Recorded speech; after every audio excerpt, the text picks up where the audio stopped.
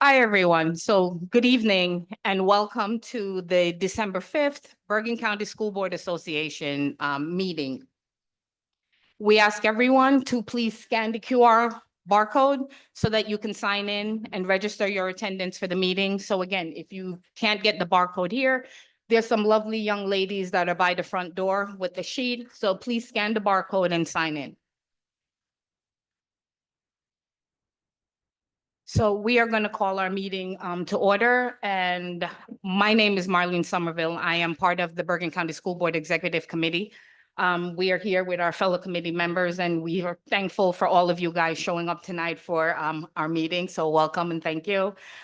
I am going to introduce not only a friend, a mentor, but the president of the Bergen County School Board Association, Mr. Michael Jacobs.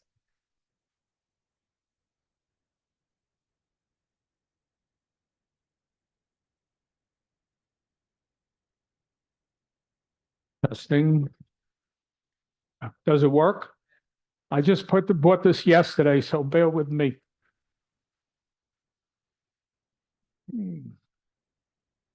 Everybody full? Okay, good. All right, Marlene, thank you very much for that wonderful introduction. I totally appreciate it. And good evening, everyone. And I hope all of you had a wonderful holiday season. It's my pleasure to welcome each one of you joining us in person or virtually to our winter meeting. And at this time, I'd like to invite Juliana up for our Pledge of Allegiance.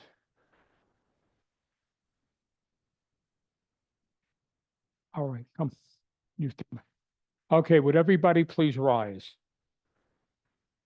Flag. Rob the flag. Okay. I pledge allegiance to the flag of the United States of America and to the republic for which it stands, one nation, under God, indivisible, with liberty and justice for all. And our national anthem will be performed by Juliana Lala. Ms. Lala.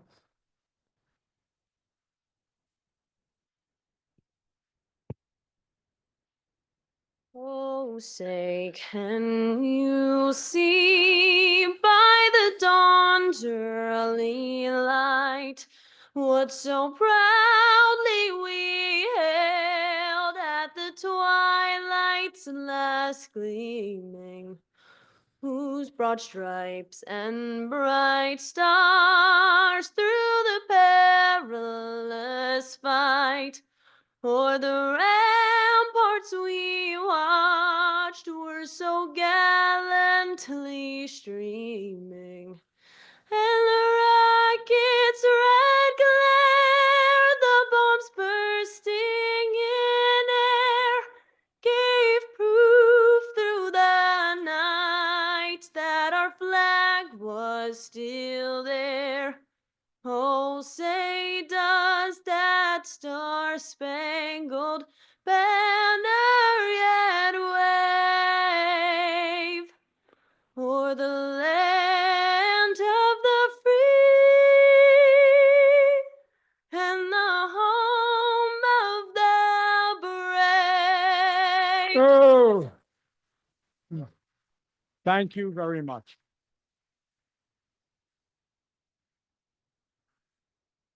Before we continue, I would like to thank Superintendent Dr. Thomas McBride Jr.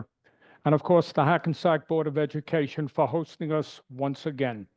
Hackensack has become a home for our association, and we deeply appreciate the support of Principal Jim Montesano and Chris Conti and his amazing tech team. At this time, please join me in welcoming our panelists, Assemblywoman Lisa Swain and Assemblywoman Rosie Begoli. Continuing, we have a new Bergen County Executive Superintendent, Patrick Fletcher. Is Tamisha Smith in the house? No. Okay. Barry Fitzgerald, NJSB Vice President of County Activities.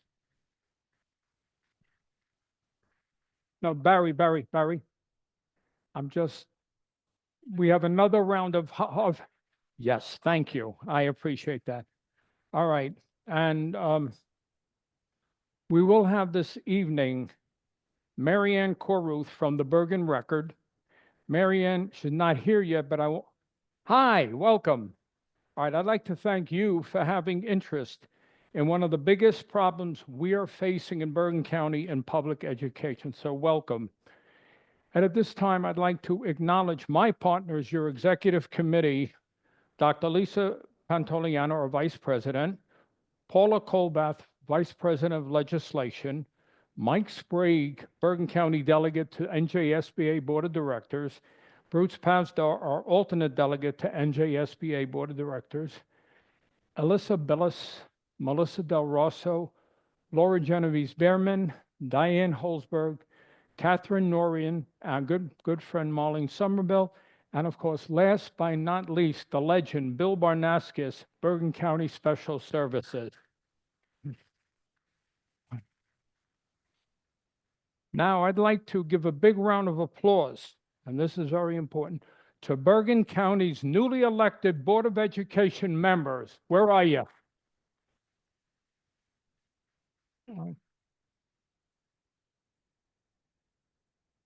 Tonight, we gather to address a pressing issue that impacts our schools, communities, and the future of education, the teacher shortage. The challenge affects everything from student achievement to the overall well-being of our school communities.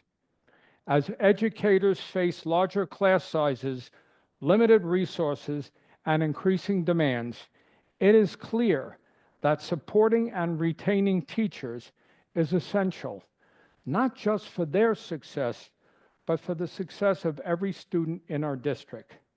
All right, but before we begin, I have some housekeeping that I have to take care of. So at this time, I would invite our interim executive superintendent, Pat Fletcher, to come up and say a few words.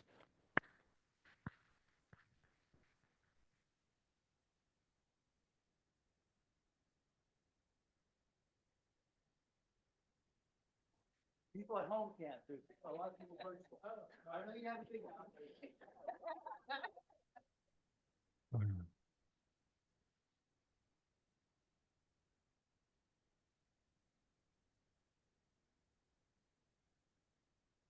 Well, hello to the viewing audience. It is my pleasure to be here.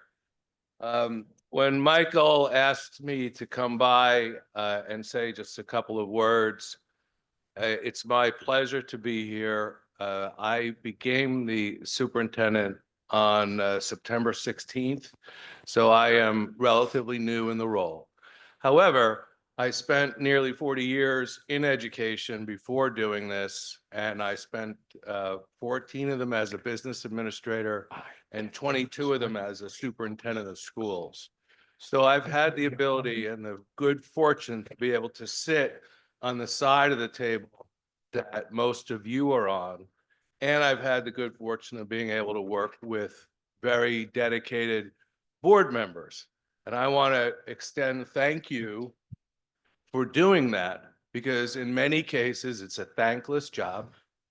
You are volunteering your time. You're probably going to be frustrated than you think. And you just need to keep in mind that what you're doing is supporting children and supporting students in their growth. We all remember that students, children are born with dignity. Our job is to help that dignity by securing it, safeguarding it until those students can take care of it on their own. And I thank you very much for doing that job. My office is in Hackensack. I'm available to speak anytime. I prefer you give me a call. Can go from there. But thank you very much. Thank you for your job.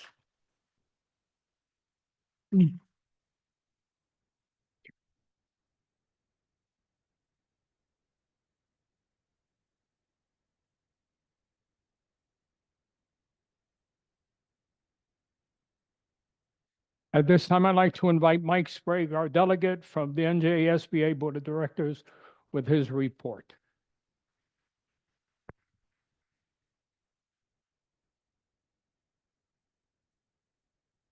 Evening, everyone. On November 15th, the Board of Directors met in Trenton. And as we do in the November meetings, we reviewed the audit report from the past fiscal year. The report did not indicate any deficiencies. It was unanimously approved by the Board of Directors. We also received information regarding the workshop that had occurred in the end of October. This year, there were 8,700 registrants for the convention and 415 vendors. Members who attended the convention had to choose from 250 different training sessions. And the feedback was very, very positive. Also, the second year, this was the second year of the Unsung Superheroes program, where custodians, office staff, and others nominated by their districts are honored for their service behind the scenes. And there were 12 individuals who received honors during the convention. I had reported at a previous meeting that the school board website was under construction and is now, as of October 1st, online. So you should check it out. It does promise to give you a lot easier access to the information that you need. I know there's a lot of new board members here tonight. I welcome you. And I would just advise you that there are weekend training sessions. You do have mandatory training, and weekend sessions are scheduled for the weekends of January 24th and February 21st. And you can sign up for these programs as of January 2nd. When I first got on the board a few years ago, I did go to a weekend program, and it was excellent. So I would highly recommend that that's how you fulfill your mandatory training. Also, I reported to you previously that school boards was looking to hire a new deputy director. The position had been vacant, and Dr. Nicholas Diaz has been hired and is now working in that position. He previously had been a shared superintendent in Franklin Township and Union Township in Hunterdon County. And he was introduced to the leadership group at a recent meeting. Last activity we did at the Board of Directors meetings was to select 4 people for the nominating committee. This spring, there will be an election to elect new officers to school boards. And the process starts by the appointment of 12 people to a nominating committee, 4 of which come from the Board of Directors, and they're based on geographic location. I was elected to represent the Northeast region, which is Bergen, Essex, Hudson, Passaic, and Union counties, and 3 other members were also elected to serve with me. And then at the leadership meeting in last month, 4 members were selected and 4 will be appointed by the president. So the 12 of us will meet in the coming months once resumes are in, and we will make recommendations as to a slate of candidates for the membership at large in the spring. Thank you for your time, and I hope you enjoy the program this evening. Mike, thank you. Okay. I bought a new book. It's getting cumbersome, so let me not. Okay, and at this time, I'd like to invite Barry Fitzgerald, NJSBA Vice President of County Activities.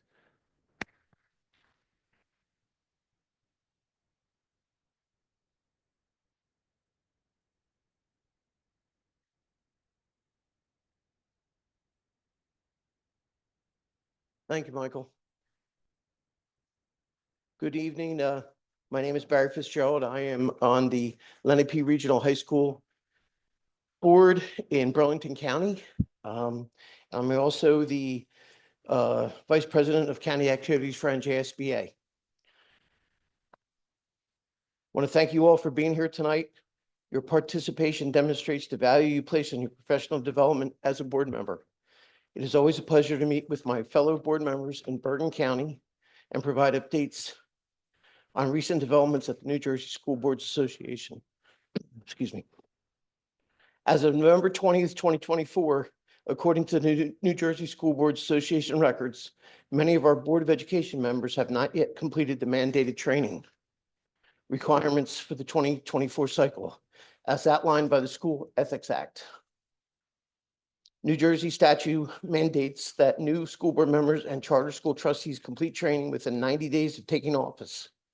Board members in the second and third years of a first term and those in the first year of a re-elected or reappointed term must also complete this mandated training. Any board members who have not completed the required training by January 1st, 2025 will be out of compliance. Please be aware that the members of your board who have not yet fulfilled their training requirement have already been notified. Furthermore, a former board member who has had a break in service of 3 years or more must complete Governance 1 again, and the same 90-day training regulation applies. As you're aware, NJSBA is the state designated provider for mandated training. This training is offered at no cost to members and is available in multiple formats, including live, virtual training, self-paced online courses, and in-person sessions. For more information, please visit the NJSBA website and click on mandated training link, which can be found under the events and training tab on the homepage. Please note that your business administrator must be the one to register members for these training sessions. Finally, thank you once again for your service to your local school districts and your support of the NJSBA. Your commitment and continued dedication to the association is what makes us strong. Your ongoing participation is essential for our collective efforts to support and advance public education and promote the achievement of all students through effective governance. I appreciate you letting me be here tonight to speak. Thank you very much and enjoy tonight's program.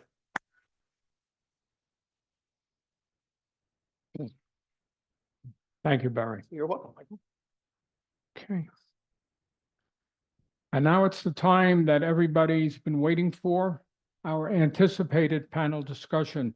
So please welcome Assemblywoman Lisa Swain, Assemblywoman Rosie Begoli, and our moderator this evening, BCSBA Vice President, Dr. Leticia Pantoliano, to the stage.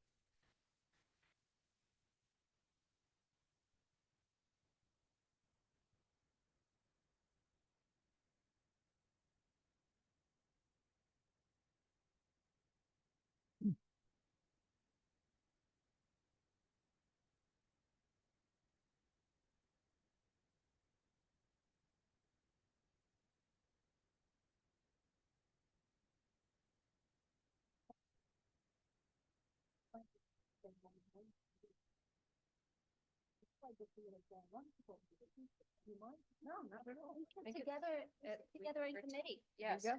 Next. Togetherness. I'd like to thank everyone for being here this evening.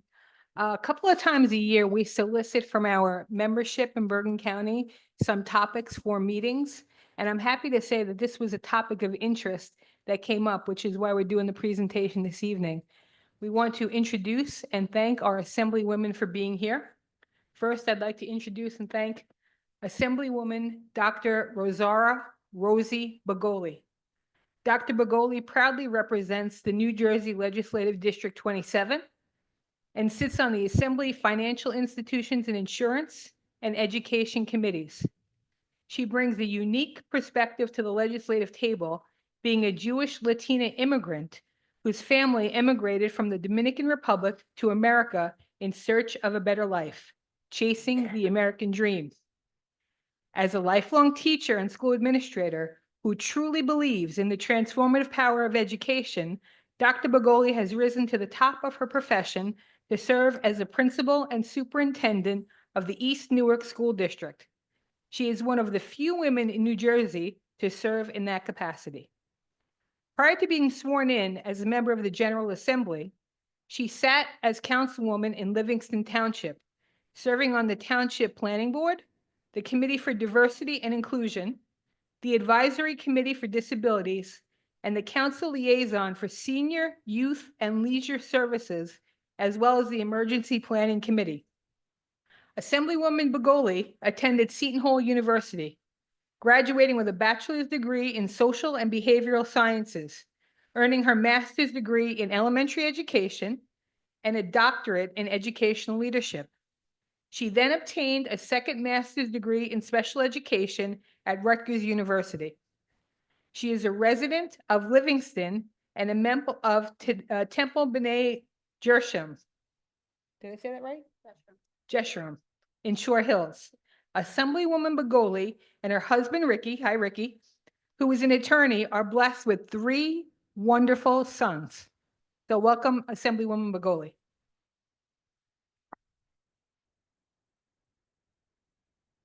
Assemblywoman Lisa Swain represents the 38th Legislative District in the New Jersey Assembly.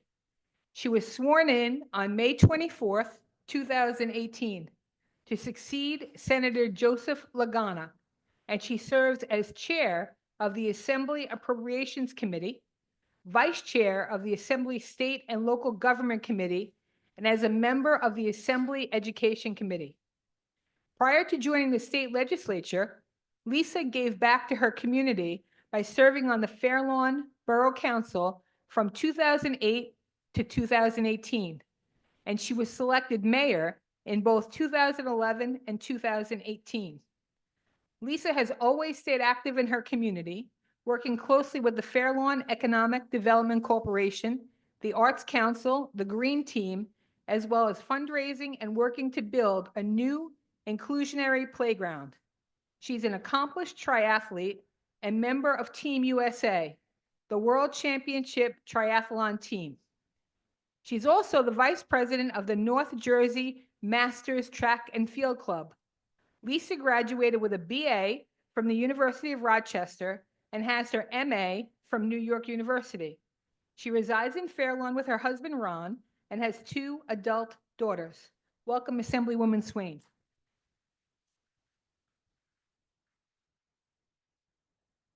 Now, as I said, we solicit input from our membership from time to time so we can bring these programs. So we have already solicited the membership for the questions. So the questions I will be asking this evening come directly from our membership.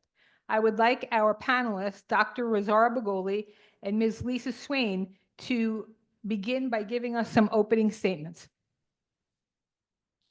Would you like me to start? Sure. Okay.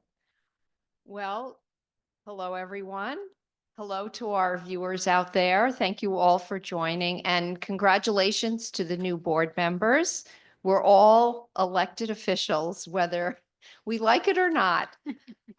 So welcome, everyone, and thank you so much for having me. It's really a pleasure to see you all and to enter into this dialogue about education. So I wanted to just start by saying that while I'm not officially an educator, although I did teach swimming for 14 years at the Ridgewood YMCA, I feel that my job as a legislator, and I want to say this now because I know that we're going to discuss a lot of issues, is to listen. And I may not have all the answers to every question, but what I do have is a drive to find the answers. I mean, I feel that as legislators, it's our job to find solutions to the problems, whether it's in education, it's budget, anything. We need to hear good ideas. And that's why I'm here to begin this dialogue with all of you, so that, especially when it comes to the issues of teacher shortages, special needs, children, funding for special ed, all of those issues that I know are so important to every one of you. I want you to know that I'm here to listen and to work with you to come up with the best possible solutions. So again, thank you for having me. Thank you. Good evening, everyone. I'm Dr. Rosie Begoli. I want to say a quick hello to everyone who is watching us at home, My board president is watching me this evening. She already sent me a text message, so no pressure to me tonight. And Parul Kemka, who's a board member in Livingston as well, a resident and a constituent who has always, he's always there. She's one of those committed board members like you who's always present. So I want to say hello to them, and to all of you who are here tonight. Congratulations to all the newly elected board members. Your journey's starting now. I want to talk, I became a state legislator when I was asked, Rosie, did you ever think you could be a politician? My answer would have been no. I never thought that I would be in this role. I always knew I wanted to be in a position where I could do good and make changes. And then after 24 years of education, being offered the opportunity to become a state legislator and sit on the education committee has been a dream. Because those of you who are educators listening at home, you'll know that we often say, who came up with this? Even board members will say, who came up with this rule? Now I can say it was me and take the hit. I also want to thank Mike Jacobs for always keeping me present and inviting me to these events. And to our moderator, Leticia Pantiliano, who was my superintendent when I was a director of special services and a great mentor to me till this day. So thank you, Leticia. And I'm very proud of you. Thank you. So I started my career in Elizabeth as an elementary school teacher, and then became a principal director of special services, and now as a superintendent of schools. So when the topic came up of teacher shortage, that has been what I've been pushing for since the day I became a legislator. It's one of the things that I hope that we can find a way in the assembly to mitigate, because I see that it is a problem. I live it every day. You've heard me say this, Lisa, when I was a principal back in 2014, I put out a ad for an elementary school teacher. I get 150 resumes and take my pick. Today, if I get 5, I'm lucky. So we are in a bit of a situation now where we do need to think about and look at what are we going to do to move our schools forward here in the state of New Jersey. So I'm looking forward to hearing your thoughts. I know that you've submitted questions. Like Lisa said, we're not going to have all the answers as board members or educators or even superintendents. We certainly don't. But working together is the only way that we'll try to arise at solutions and listening to our constituents. That's the best thing I've learned, is that listening is important, and that following through on what our residents in New Jersey need is also equally important. So thank you for having me this evening. Thank you. And thank you for being willing to come here and answer the questions, because we know nobody has all of the answers, but hopefully this will spark the discussion. Now, what I tried to do is take the questions and group them into topics. So on the first topic of who came up with this, because I remember when this came out a few years back, probably Patrick and I were superintendents at the same time, New Jersey First came out. So the first question is on the New Jersey First. As Bergen County districts are very close to the New York border, will the New Jersey First law be modified or eliminated to increase the teacher applicant pool? And again, either of you can take a crack at it first. Actually, Rosie and I talked about this because this issue has obviously come up before our education committee. And I'm sure many of you know that the chair of the education committee, Assemblywoman Pam Lampett, has a bill that would eliminate the residency requirement. Unfortunately, that bill has not moved yet, but I think that Rosie and I talked about this, and I think that, we're in agreement that we do have to come to some kind of consensus, especially with the teacher shortage that we have now. And as a result of the pandemic and how that has changed education, that we really do need to look at making some changes. And this bill, which, I am supportive of, is a way to make those kinds of changes. So I'm the second prime sponsor of that bill, because I do believe that we need to allow other state employees to be. I'm sorry, I get, when it's late, I start getting really low too. So I'm going to try to get much closer to the microphone. I am the primary sponsor of a second prime sponsor of the New Jersey First, elimination of New Jersey First bill.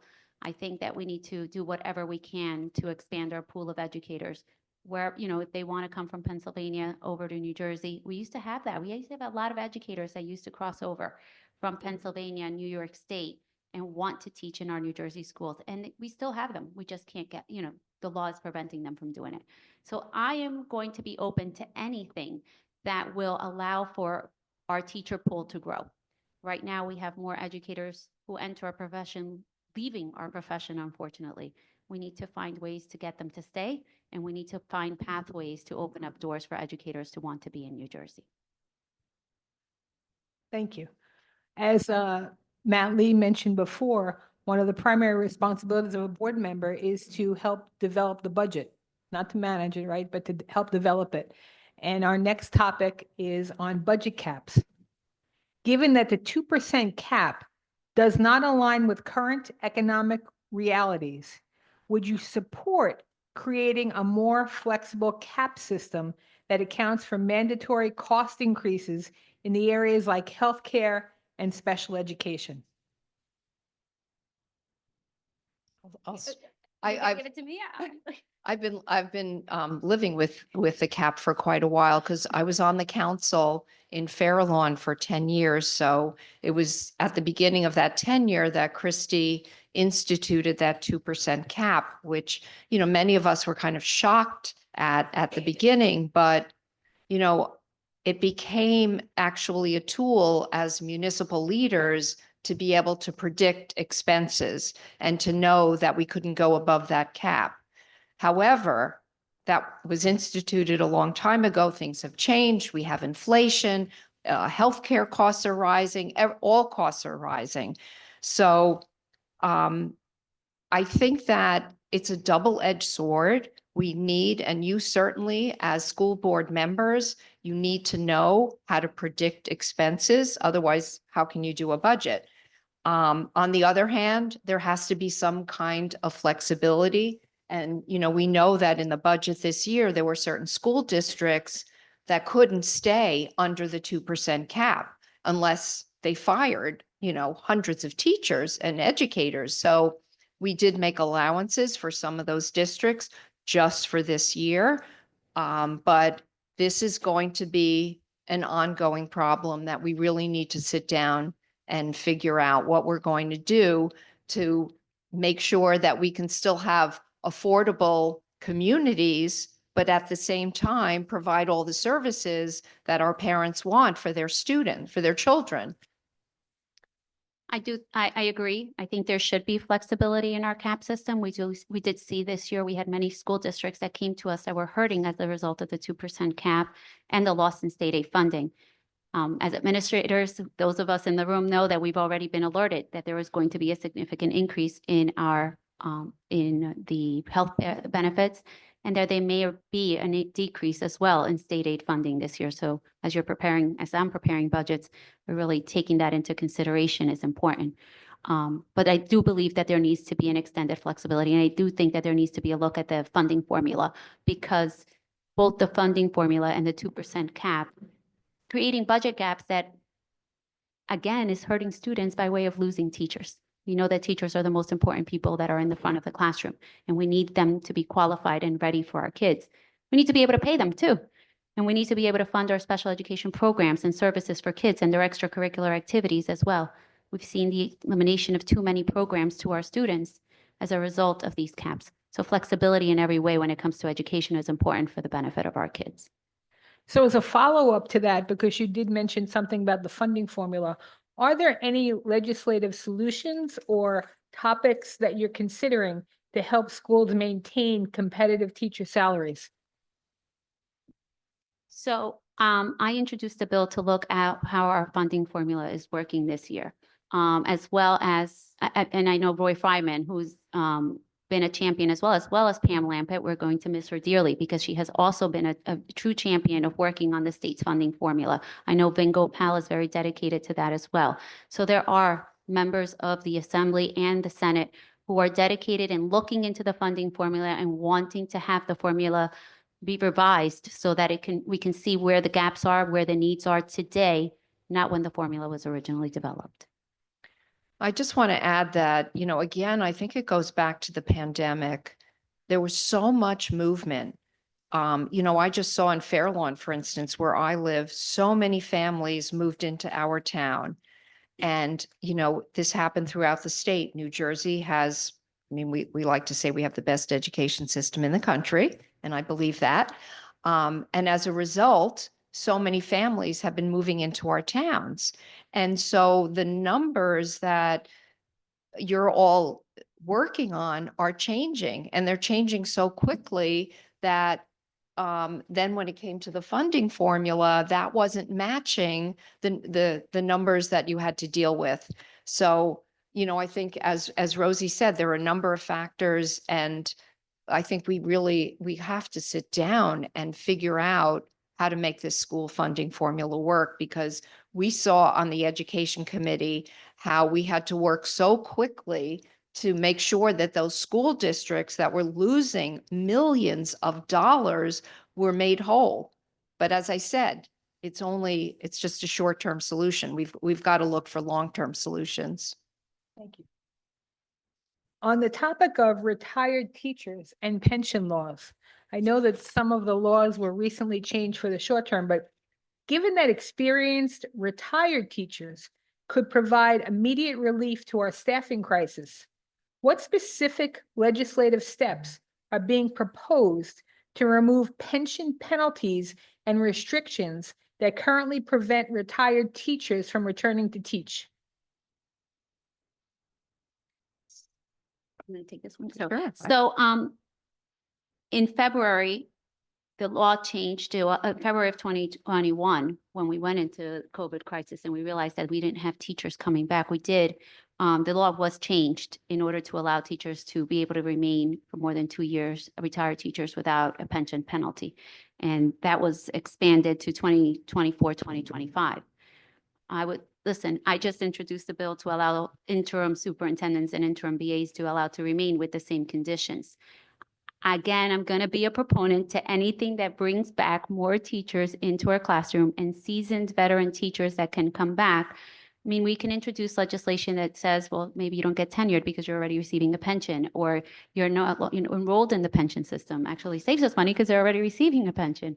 You're not going to be entitled to tenured rights, but you can work for as long as you want to. I also think teachers may have left and want to come back. I know that I always, people say everybody knows their retirement date, but it's not a real date. I know that if I ever left the children, that's why I'm a principal superintendent, because not being in a building with kids depresses me. I would love to always come back. And you see that teachers will find a way to, even if they retire, to go back to be with kids some way, somehow, because that's ingrained inside of us. So if we have teachers that are seasoned, that know our education, that know our kids, that are willing to come back to the classroom and help us mitigate what is happening, I'm going to be a proponent of that, because we need qualified teachers in front of our kids, period. And I agree. And I think that perhaps, again, with the changes in technology, that maybe some retired teachers might need a little extra training to be able to come back into the classroom to deal with, some of the new technologies. I mean, especially, now that we had the pandemic, everything. Hello to Zoom. Hello, everybody. Thanks to that technology. That, we have to adapt to new things. And I think bringing retired teachers and their experience back is great, as long as they're willing to come back. And, we want to have them as fully capable as possible. So I actually think you've answered the next question, which would be, could the current pension system be restructured to make it more flexible? And I'm happy to hear, as a retired teacher, or one of the things I did as a teacher, that you would be willing to open that door, because I know leaving the profession can sometimes be a difficult thing. And I bet that there's probably retired teachers on the boards of ed because they love it so much. So the next topic is special education. Has there been any thought to change certification requirements for special education teachers to one universal comprehensive certificate? Years ago, a special education teacher only needed one certificate to teach any grade level. This would allow much more flexibility when hiring. I'm a proponent of going back to when I started teaching. And maybe I'm young, but I'm going to date myself in the education world. When I became a teacher, I received my K-8 certification. I could teach from kindergarten through 8th grade. I only had to take one exam, not 4. I got a global score on my praxis, and I think the GPA requirement was 2.5 back then. And I think I was an excellent teacher. I'm going to say that myself. I don't think that that hindered my ability to become a teacher, that it was a global score on my praxis, or that I had a K-8 certification. My principal knew where my strengths lied and where I would be best fitted for teaching my students. And I also knew that as well. Most teachers will tell you, I want to teach kindergarten. They'll let you know where they think that they're also best suited. But today, in order to become a teacher for science at a high school, you have to have 30 college credits in the subject area. So if I want to teach, if your child needs to take a physics 1 class, your teacher needs to have 30 credits in physics, pass a physics praxis exam, major in physics. And how many of those do we know? Do you know any physics majors in this room? It's like scratching the bottom of the barrel. And if you're going to be a special education teacher of a student who needs to have in-class support in a physics class, the special education teacher needs to be duly certified. Go find that. Mhm. It is so difficult. Even to become a middle school math teacher, I have to be K-6 certified, pass the elementary school praxis, go ahead and take 15 credits in the subject area I want to teach in middle school, and then pass that praxis as well. There's no longer a K-8 certificate and a global score. I have to pass 2 praxis exams, take 15 additional credits, and by the way, the pay is the same. You go to the salary guide, I'm step 1. Some school districts, some boards of education are generous and they'll give a extra stipend to certifications that are more difficult to find. But the reality is that if I'm going to be a math teacher in a middle school or an elementary school teacher, step 1, BA1, that's the salary. So more classes, more exams doesn't necessarily mean that I'm going to make more money. The roadblocks are real. I'll tell you another example. I have a wonderful teacher who's has a degree in neuropsychology from Ecuador. Perfect scores on her praxis Spanish exam. Perfect scores on the exams for listening and hearing in Spanish. But she can't become a Spanish teacher in the state of New Jersey because she doesn't have 30 credits in Spanish, even though she took all her courses and advanced courses in her country in Spanish, and that's her native language. So there are many roadblocks to teacher certifications. This piggyback certification of special education is also a huge problem. P-3 certification to become a preschool to 3rd grade teacher certification, and I then go get a special ed certification, I can only teach P3 special ed. I can only teach K-6 special ed. I can only teach special ed in middle school in the content area for which my piggyback license is. It's a roadblock to our special education students who really, really need those services. So yes, I've introduced legislation to fix the science certification as well, because I think that's a major one that needs immediate remedy.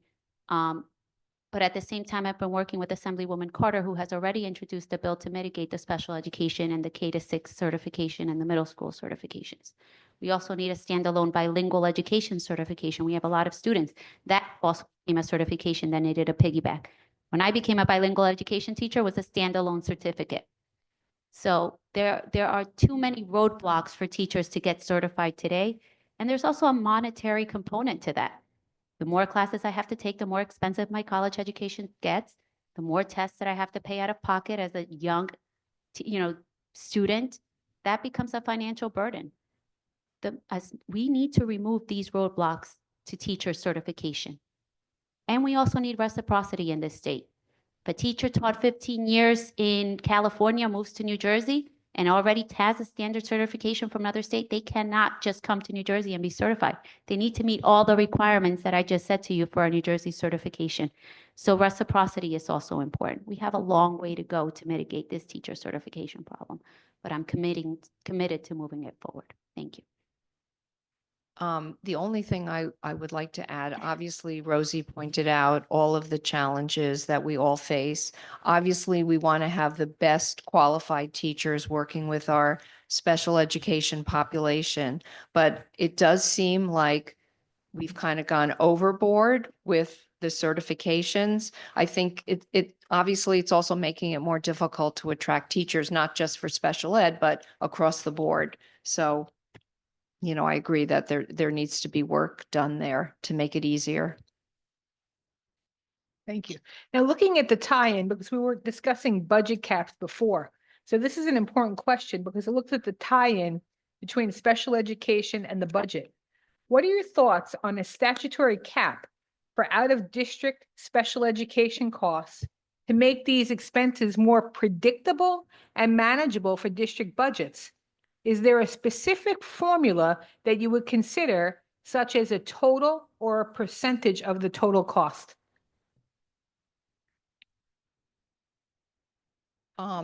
It's a tough one, right? It is a very tough one. And as I said before, when we talked about the 2% cap, it's a double-edged sword. We all want to be able to afford to live here. We want to be able to afford to send our kids to the best schools in the country. But we also want to have all of the necessary services, all the different classes, all the options. We want to be able to, whether our kids are in special education or whether they're in an accelerated program, we want to be able to make sure that every child is thriving. And that's why we have to come up with a balance. So as I said, I'm not an expert, but I'm willing to sit down and work out a resolution so that all children's needs in school can be met. I'm going to echo that. And for me, it's a double-edged sword. I'm a parent of special needs students. And I was a director of special services for a couple of years. I'm a fervent advocate of special education, but I do think that special education costs have risen, especially in out-of-district placements, because they are in the same situation as the public school. They too have to hire certified teachers and compete for salaries to teach our neediest population of students. And their costs have risen just as much as ours have.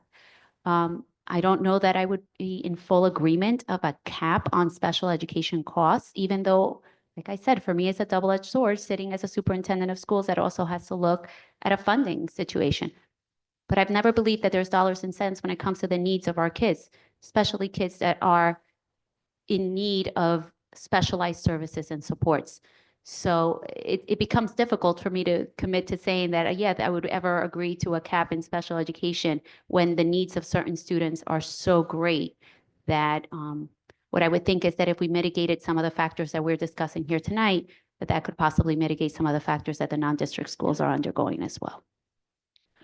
So what legislative solutions, if any, could help districts better predict and manage the rising costs of special education services while ensuring students still receive all necessary and appropriate support? I know you had alluded to possibly discussing the funding formula, but do you think there could be a task force to look at this, or has there been? I think that's a great idea. I don't usually like task forces, but I think in this situation, especially, we are going into uncharted territory with the future. We don't know what's going to happen. We've heard all kinds of things about devaluing the Department of Education and our special education programs. And I feel very strongly that as a state, as legislators, we need to do everything we can to pick up the tab to make sure that our students are taken care of. And, a group of people, a group of knowledgeable experts to get together and come up with some kind of a workable plan, I think is a good idea. I don't know that any of us has the answers to how do we better predict or manage special education. You can have a student walk through our doors tomorrow that has such specialized needs that we really have to take a hit in our budget for the needs of that student, and we do that. So I don't know that we can mitigate. I can tell you that one of the things that a bill I put forward that I don't know, people are saying, it might not be necessary for preschools. I've never received as a director of special services, or even now as a superintendent, a list of the incoming maybe early intervention kids that are coming to my school so that I can better prepare my budgets for them. If I had a list of, my 2 or 3-year-olds coming in that told me, you have 50 kids in your district that are going to be needing that are currently receiving early intervention, then my brain will say, well, next year I'm going to get 15 kids that I really need to budget for these newly pre-K students. I don't know what their needs are going to be. So then maybe knowing the numbers that are coming, I can better plan, starting with preschool at the 3-year-old level. I will tell you what I think is something we need to do is fully fund our extraordinary aid. Extraordinary aid has not been fully funded in a very long time. It's almost like a lottery when you get your state aid funding report and you're like, oh, we get this much more, this much back. But it's only like a very small percentage of what was actually expended in extraordinary aid services. That is something that I would be certainly a proponent of. We need to fully fund our state aid, extraordinary aid programs. And maybe if we can predict that we're going to get that back, that will help us as well. But any little bit any predictability that we can have is always great, but we don't really get that. So there's no real answer to how we can mitigate that today. No, and unfortunately, as administrators or board members, you never know when you're going to have that placement come into your district, that you're going to have to go to your budget and say, what do we have to cut? You can get $150,000 placement because, you have to do transportation and so forth and possibly put a nurse on a bus. And, so it's something that really needs to be taken into consideration. We want to be cognizant of everyone's time this evening. So I'm going to ask one final question, hoping that we've asked questions across a broad range of topics that address our issue. The final question is, do you have any plans on how to make it easier to recruit teachers in hard-to-fill positions, such as mathematics, technology, education, theater, dance, music, high school, advanced sciences, and foreign language? There is simply not enough, and you've alluded to this, there is simply not enough teachers certified in these areas to fill the positions. And I think Dr. Bagoli had mentioned that. Is there consideration to bring back the general science certification at the high school level? Because what's happened is there used to be a general science certification, and under that certification, you could teach biology, chemistry, physics, and so forth.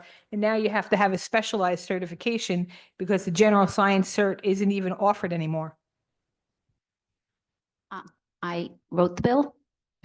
I would love to see it posted. And yes, I would like to see we go back to general science. I believe that our teachers that are graduates in the field of science have the knowledge and expertise, have had to take courses and advanced courses in the area of science too. And they always did it. I don't know if all of us, but I think a lot of us that are sitting in this room or watching at home had a teacher who had a general science certification, and we did great. I think we can go back to that. And I would love to see that happen so that students can get actual science teachers in the classrooms and not substitutes. Thank you. And I think we need to continue to work on partnerships, whether it's partnerships with our local community colleges or businesses. Not everybody is going to go on the traditional education route, getting their bachelor's and then their master's and then going straight into teaching. Maybe there are people who are already out there, scientists already working, who may want to change and go into education. And we need to be open to that. And I think through partnerships with the schools and the businesses and the surrounding areas, we can create that relationship that will perhaps offer those kinds of opportunities for people who are already doing the things, whether it's theater, dance, music, science, all of those areas. Wouldn't it be great if we did what we do with vocational programs where if you have 10 years of experience in the field, you can come in and teach vocational programs at our school and be certified in the area, whether it was carpentry. Looking at the county superintendent, he's shaking his head. If we can do that for our teachers that maybe have been in the field of medicine or, pharmaceuticals or science and microbiology to come back into the field and want to teach later on without having the barriers to certifications that I described would be amazing. Thank you. I want to thank our members for submitting such thoughtful questions. I want to thank the Assemblywomen for giving up their time in December to be with us here this evening. It's greatly appreciated. Dr. Bagoli and Mrs. Swain, do you have any final comments? I know that we asked a lot of questions, so you maybe answered everything, but I want to give you an opportunity to give any final comments if you choose to. I'm open to continuing a dialogue. So if there's anybody out here you wake up tomorrow morning and you say, oh, I've got this idea. I want you to feel free to reach out to me. I'm District 38. I live in Fairlawn. It's pretty easy to find me, and I'd welcome the opportunity to work with you and come up with some further solutions. Thank you. I would say the same. You feel free to reach out to me in District 27. Anything that I can do, any ideas that you may have. We certainly don't have all the answers just because we won an election. I'm sure you know that as well. So if you have any ideas that you want us to hear, we're always open and available. It's through, like we said in the beginning, listening and dialogue that, bills get written and laws get passed. So anything that we can do we're here for you. And I thank you for taking your time this evening as well in your December to spend it with us and listening to us. So thank you very much. And to Thank you everyone very at home. much. Now, before I leave the podium, I would be remiss in not thanking our fearless leader, our wonderful president, Mr. Jacobs.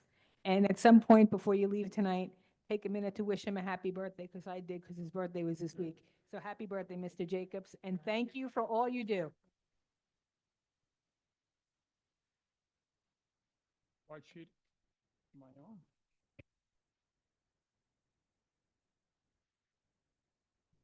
All right, we're going manual. What she didn't tell you is tomorrow morning, I have an 8 o'clock in the morning flight. I'm being auditioned by, what do you call it? A big company as a backup singer. So I'm just trying to get used to this by thank you. But seriously, I want to thank Assemblywoman Swain and Begoli for an engaging and insightful discussion. We're grateful for your time, your willingness to listen to our concerns, and your commitment to listen to the issues and bring them back to Trenton. So, and I would be remiss if I did not thank Dr. Pantoliano for skillful guiding of tonight's discussion. So before you leave, I have a little something for you. Okay. As a souvenir from Bergen County School Boards Association. Wear it proudly. Oh, thank you so much. Okay, and That's a pretty box. thank you. And at this point, I'd like to continue the dialogue with both of you in future dates. And hopefully we'll get some action out of it. So I thank you very That's much. great. Thank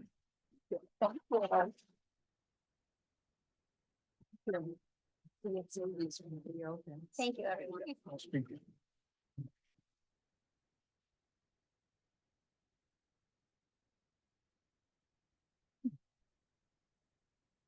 Can you hear me? No.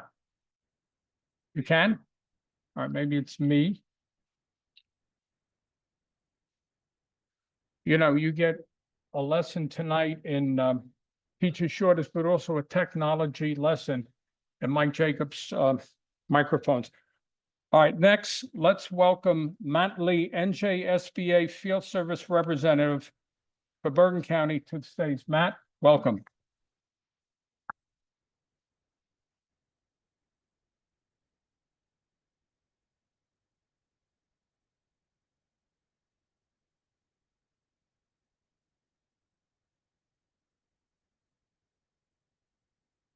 Evening, everybody. I'm not going to bury.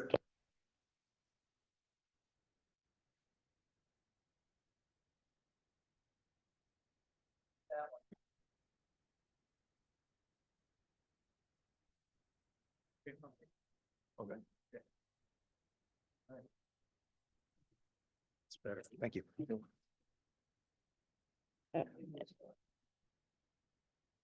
I'm so sorry for doing that. Yeah, I don't want to go over stuff that's already been mentioned tonight. Vice President Fitzgerald talked about new board member weekends. I do highly encourage those. So when you become seated as board members, please do inquire through your business administrator to get registered for that. Governance One live virtual, which I mentioned to our 3Rs group earlier today, March 17, 18, and 19. That's live virtual, 3 different nights. You need to be present at all of them to get credit for that. A few statewide and regional programs coming up. We have a women's conference coming up in March. an equity symposium in April, and the spring conference in May. So put those on your calendar as well. This weekend is our delegate assembly, so do watch out for the reporting out of the delegate assembly to see what was acted upon by your delegates. January 13, 14, and 15 will be governance 2, 3, and 4 respectively. So if you are veteran members, you will have to do mandatory training, of course, this year. The January 13, 14, 15 dates are the first available for those. The other thing I wanted to mention tonight from the field services perspective is that we are rolling out a new board self-evaluation tool coming in January. It will be a pretty interesting departure from what we've had for the past number of years. One of the things that I think really makes it a little bit more valuable tool for continuous improvement on the board side is that there will be a section there devoted to assessing the board goals that you set each year. And there's no better way for us to hold our own governance body accountable than to document what we said we were going to do and then assess how we performed against it. So we are in testing for that in the month of December, hoping to roll out very early in January. And beyond that, happy holidays, folks. Thank you, Matt.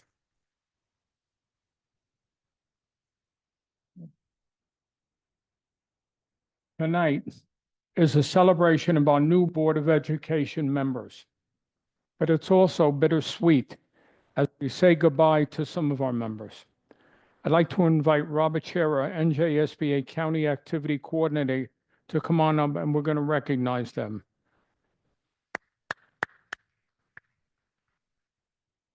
Thank you, Mike. So as Mike said, if you look on the back page or the first page of the agenda, we have a long list of retiring board members from Bergen County. I did some math, and there's one incorrect one up here, but I won't say it. But 407 years of Board of Education service in Bergen County will be retiring this year. So, Wow. so if you are here today or at home, if you could stand up real quick to be recognized. Couple.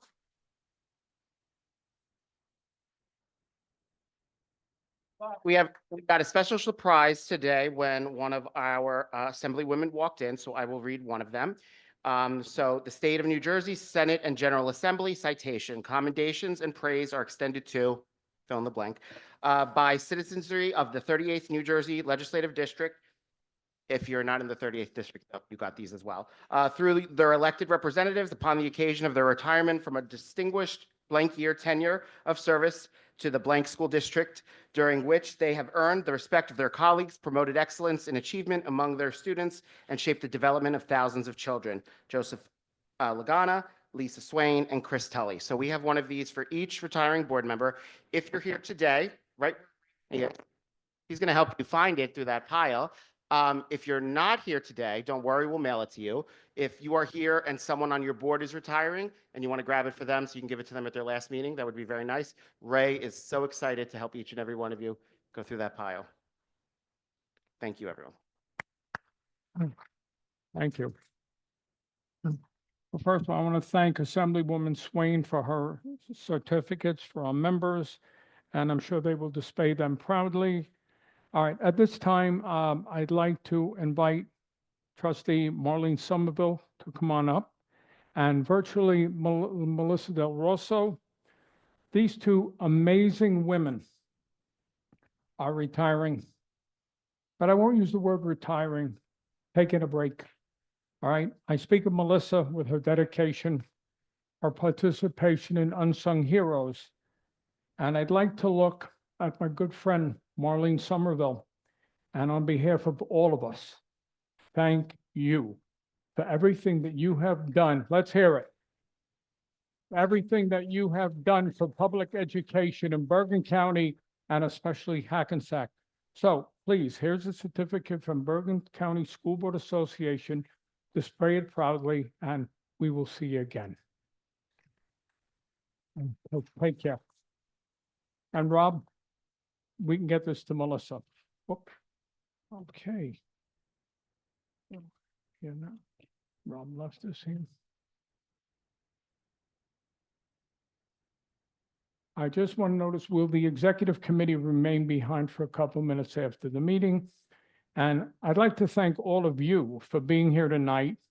And hope you have some great takeaways for your boards.